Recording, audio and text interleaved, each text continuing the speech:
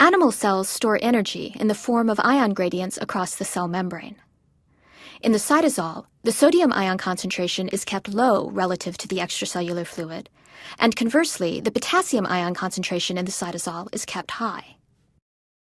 Like water behind a dam, these gradients harbor potential energy that the cell taps to fuel cellular work.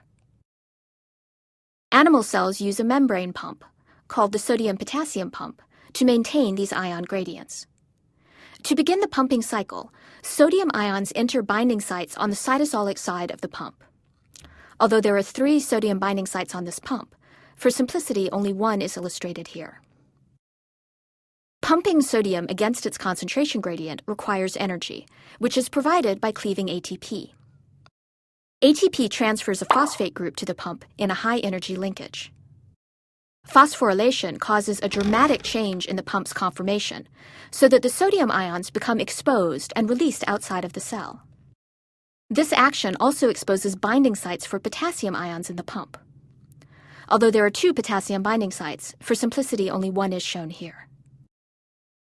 Binding of the potassium ions triggers release of the phosphate group and the return of the pump to its initial conformation. The potassium is then released inside the cell, and the cycle repeats. A complete cycle takes about 10 milliseconds.